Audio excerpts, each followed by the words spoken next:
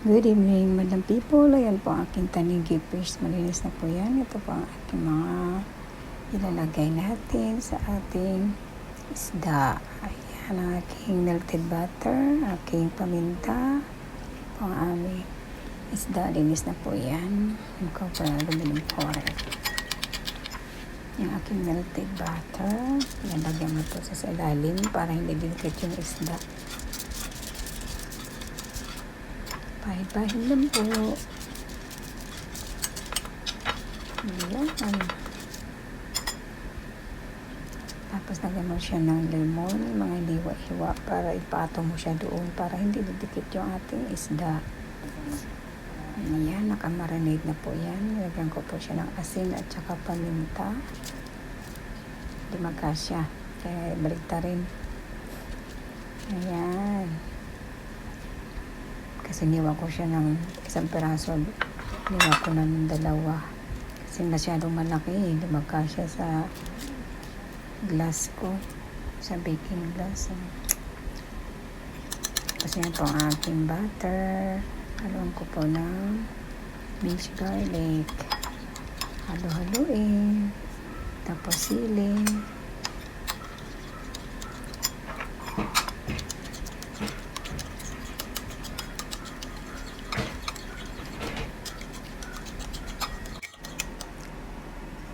Yung ating melted butter mixed with chili at saka minced garlic. Ayan, ipabahid lang po sa ibabaw. Toppings lang po siya. Yummy, yummy. Ang amoy pa lang. Ang sarap.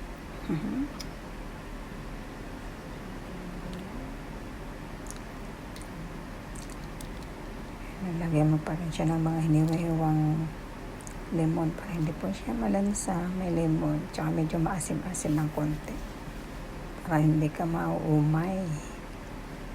Dapat may lemon. Ayan. Tapos yung sibuyas. Ay, hiniwa ko lang siya manipis na circle. So, para toppings ko sa ibabaw para maganda tingnan. Yan. Tapos lagyan ko po siya ng green chili. May pulang sili na, may green pa. Di manghang, pero hindi po siya manghang. Sanay kasi dito sa manghang eh. Kaya lagi may sili ang aking mga luto. Ayan. Ang ganda pa tingnan, no? Tapos i-oven na po natin siya. Ready to bake na po yan. I-oven natin siya ng 30 minutes muna for 180 degrees. Ayan, luto na. 30 minutes lang po yan. Tapos lagyan po natin siya ng cherry tomato naman. Ayan, cherry tomatoes naman akong itatoppings pa dyan. Ayan. Yummy, yummy. Another 10 minutes. Ang sarap ng sauce. Ayan. I-oven naman natin po ulit siya ng 10 minutes. Ayan na po. Luto na po. Yummy, yummy. Thank you so much for watching. Yummy, tanigi, bake. Thank you.